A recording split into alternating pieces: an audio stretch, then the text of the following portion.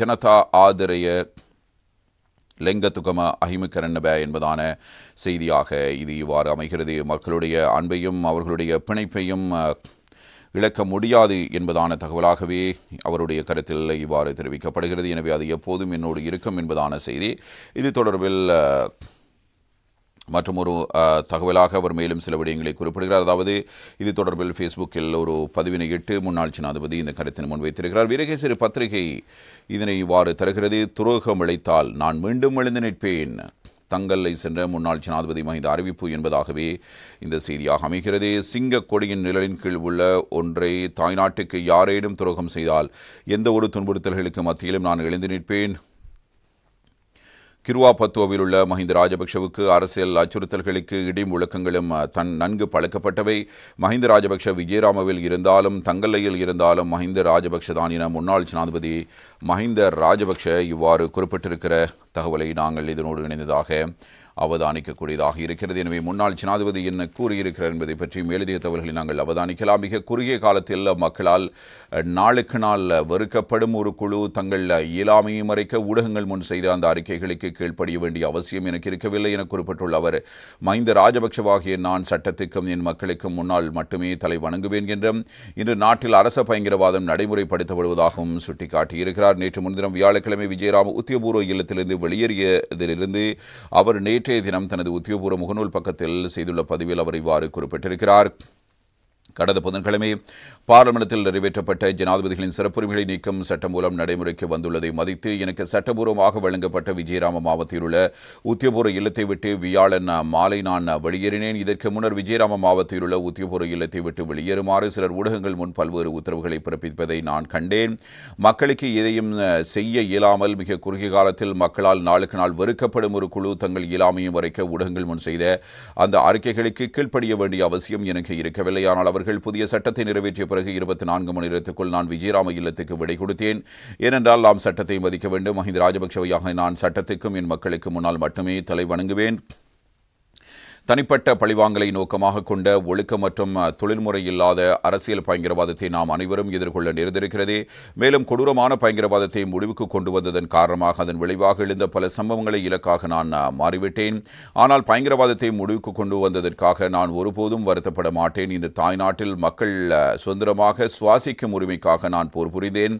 சுவாசம் என்பது நம் அனைவருக்குமே பொதுவானது. இதில் இனமத பேதங்கள் இல்லை. நாம் சுவாசத்திற்காக தங்கள் சுவாசத்தை இழந்தவர்கள் இராணுவ வீரர்கள். அவர்கள் வென்ற ஒரு பெருமைமிக்க தேசத்தின் சுதந்திரத்தை அடையாளப்படுத்தவும் அதற்கு நன்றி தெரிவிக்கவும் நாம் அனைவரும் சேர்ந்து அனுராதபுரம் புனித நகரத்தில் சந்தகிரு சேவை உருவாக்கி இருக்கிறோம். சந்திரன் சூரியன் இருக்கும் வரை நமது தாய்நாடு ஒரே நாடாக ஒரே கொடியின் கீழ் இருக்கும் என்பதை அது இவ்வாறு குறிக்கிறது. எனவே சந்தகிரு சேவை என்பதை சந்திரன் மற்றும் சூரிய தாது கோபுரத்தை குறிப்பிடுவதாக அமைப்பெற்றது என்பதையும் நாங்கள் நினைவூட்ட விரும்புகிறோம். இந்த நிலையில் முன்னாள் ஜனாதிபதி மேலும் சில விடயங்களை குறிப்பிடுகிறார். எனது மூத்த மகன் நாமல் கூறியது போலவே எல்லாவற்றையும் தொடக்கி வைத்த எனது கிராமத்துக்கே நான் திரும்ப வந்துள்ளேன். நாம் கட்டிய தெற்கு அதிவேக நெடுஞ்சாலை வழியாகவே நான் வந்தேன். இப்போது கிராமத்தில் புலிக்குழம்பில் உள்ள மீனை ருசித்து மகளை என்னால் முடியும். கொழும்புக்கு எடுத்துச் செல்ல வேண்டிய அவசியமில்லை. எது எப்படி இருந்தாலும் எல்லாம் இந்த மண்ணிலிருந்தான் தொடங்கியதே. 1970 பொதுத் தேர்தலில் மஹிந்த ராஜபக்ஷ என்ற இளைஞன் போட்டியிட்டான். அதற்கான வாய்ப்பை ஸ்ரீமாவு பண்டாரநாயக்க வழங்கினார். ஒரு இளம் அமைச்சராக நான் பயணிக்க வேண்டிய பாதையை அவர் எனக்கு காட்டினார். அவர் எங்களுக்கு ஒரு தலைவியாகவும் தாயாகவும் இருந்தார் என்றால் அது சரியானது. அரசியலில் சரியான வழிகாட்டுதல் மிகவும் முக்கியமானது. நாட்டில் ஒடுக்கப்பட்ட மக்களை சோசலிசத்தை நோக்கி வழிநடத்திய பண்டாரநாயக்கு பின்னால் ருகுணுவின் மக்கள் பிரதிநிதியாக எனது அன்புக்குரிய தந்தை எப்போதும் காணப்பட்டார். எனது தந்தை ருகுணு பெலியத்த மக்களின் எதிர்பார்ப்புகளை பிரதிநிதித்துவப்படுத்திய ஒருவர். பாராளுமன்றத்தின் இளைய உறுப்பினராக 1970ஆம் ஆண்டு மக்கள் அரசாங்கத்தின் முதல் சிம்மாசன உரைக்கு நன்றி தெரிவிக்கும் தீர்மானத்தை நான் கொண்டு வந்தேன். அங்கு பெலியத்த மக்களின் எதிர்பார்ப்புகள் பற்றி நான் பேசியது இன்னும் எனக்கு நினைவிருக்கிறது. இருண்ட காலங்களில் நிலவிய அரசியல் அடக்குமுறை மற்றும் பழிவாங்கலை எதிர்த்து காணாமல் போனவர்களுக்காக ஜெனீவா மனித உரிமைகள் பேரவைக்கு சென்றதும் இந்த மஹிந்த ராஜபக்ஷ தான். காணாமல் போனவர்கள் மற்றும் மனித உரிமைகள் மீறல்களுக்காக சட்ட உதவி வழங்கப்பட்ட இடத்தின் முகவரே வழக்கறிஞர் மஹிந்த ராஜபக்ஷ, தலைவர், மனித உரிமைகள் மற்றும் சட்ட உதவி மையம் கால்டன் தங்கல்லை என்பதை எனது சகோதரர்களுக்கு மீண்டும் நினைவூட்டுகிறேன். பாத யாத்திரைகள், பொதுமக்கள் கண்டன போராட்டம், மனித சங்கிலி போன்ற அரசாங்க எதிர்ப்பு போராட்டங்கள் போன்ற மக்களின் நலனுக்காக ஜனநாயக வழிமுறைகள் மூலம் மேற்கொள்ளப்படும் உண்மையான மக்கள் போராட்டங்களுக்கு எடுத்துக்காட்டுகளாகும். தங்கள் அரசியல் அழுத்தங்களையும் பதற்றங்களையும் தவிர்ப்பதற்காக யாரும் ஜனநாயகத்திலிருந்து விலகிச் செல்ல முடியாது. தவறான தகவல்களை பரப்புவதன் மூலம் பிரதான எதிர்க்கட்சித் தலைவர்களை அடக்க முயற்சிப்பது வருத்தத்துக்குரியது. மக்கள் எங்கள் மீது வைத்திருந்த எதிர்பார்ப்புகள் மிக அதிகம். அந்த எதிர்பார்ப்புகளின் தீவிரம் காரணமாகவே கடந்த காலத்தில் சில சம்பவங்களை எதிர்கொள்ள நேர்ந்தது. மஹிந்த ராஜபக்ஷ தன் மனச்சாட்சிக்கு இணங்க நாட்டுக்காக மக்களுக்காக முடிவுகளை எடுத்தார். மக்களின் அன்பையும் பாசத்தையும் விட எனக்கு மதிப்பு மிக்கது வேறு எதுவும் இருக்கவில்லை. கடந்த காலத்தில் பெற்ற அதே மக்கள் அன்பை இன்னும் அதே போல் போருவது எனக்கு கிடைத்த பாக்கியம். அந்த பாக்கியத்தை யாரிடமும் இழக்க முடியாது. மத தலைவர்களிடமிருந்து தினமும் நான் பெறும் ஆசீர்வாதம் பௌதீக வரப்பிரசாதங்களை விட மேலானது. எனது அன்பு மனைவி ஷிரந்தி அரசியலில் ஈடுபடுவதற்கு தேவையான மனசுந்தரத்தை அளித்து எனக்கு எப்போதும் பக்கபலமாக இருந்தார். அப்போதும் எப்போதும் என் அருகில் இருக்கும் எனது பிரதான பாதுகாப்பு அதிகாரி உட்பட எனது பாதுகாப்பு அதிகாரமிருந்து கிடைக்கும் பாதுகாப்பு அது பணியை தாண்டிய ஒரு பாசமான பிணைப்பாகும். மஹிந்த ராஜபக்ஷ விஜயராமவில் இருந்தாலும் தங்கலையில் இருந்தாலும் மஹிந்த ராஜபக்ஷ தான். மஹிந்த ராஜபக்ஷவுக்கு இப்போது முட்டுக் கொடுக்க வேண்டிய அவசியம் ஏற்பட்டுள்ளது என ஒரு அறிக்கை வெளியிடப்பட்டதாக எனக்கு தெரிய வந்தது. தனிப்பட்ட முறையில் என்னை இலக்கு வைப்பது குறித்து நான் பதிலளிக்கவில்லை. ஆனால் நான் வாழும் வரை, நாம் அனைவரும் வாழும் அல்லது ஒரு நாள் அடக்கம் செய்யப்படும் வரை சிங்க கொடியின் நிழலின் கீழ் உள்ள இந்த ஒற்றை தாய்நாட்டுக்கு யாரேனும் துரோகம் செய்தால் எந்த ஒரு துன்புறுத்தல்களுக்கு மத்தியிலும் சவால்களுக்கு மத்தியிலும் நான் மீண்டும் எழுந்து நிற்பேன். அன்று எனக்கு தோள் கொடுக்க இந்த நாட்டில் மகா சங்கத்தினரை உள்ளடக்கிய அன்பு மக்கள் இருக்கிறார்கள் என்பதை நான் நன்கு அறிவேன். மஹிந்த ராஜபக்ஷவுக்கு அரசியல் அச்சுறுத்தல்களும் இடி முழக்கங்களும் நன்கு பழக்கப்பட்டவை என்பதாக முன்னாள் ஜனாதிபதி மஹிந்த ராஜபக்ஷ ஃபேஸ்புக் பக்கத்தில் இவ்வாறு குறிப்பிட்டிருக்கிறார். எனவே இவருடைய இந்த கருத்தோடு சேர்த்து மற்றும் ஒரு செய்தி இவ்வாறு வெளியாகி இருக்கிறது. யுத்தத்தை நிறைவு செய்தவர்கள் பழிவாங்கலுக்கு உள்ளாகின்றனர். அஸ்கிரி மல்வத்து மகாநாயக்க திரைகளிடம் எதிரணியினர் எடுத்துரைப்பு என்பதான செய்தியாகவே இதனை காணக்கூடியதாக இருக்கிறது. வீரகேசரி பத்திரிகையினுடைய பிரதான தலைப்புச் செய்தி.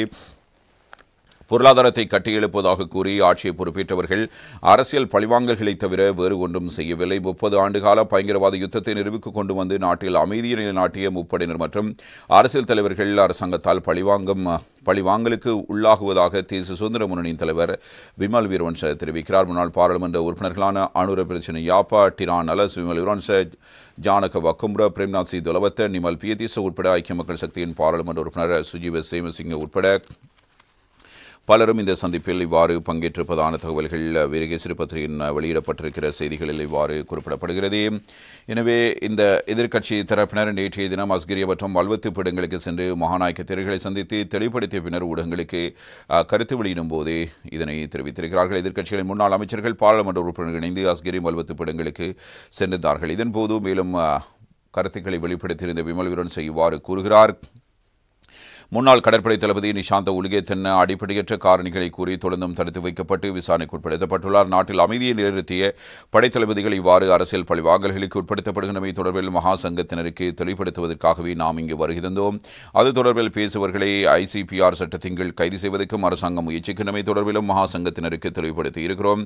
அரசாங்கம் அபிவிருத்திகளையோ சமூக மேம்பாட்டையோ செய்யவில்லை. 5% காணப்பட்ட பொருளாதார வளர்ச்சி வேகம் 3% வீழ்ச்சியடைந்திருக்கிறது. கடன் சுமையும் முன்னரை விட தற்போது அதிகரித்திருக்கிறது.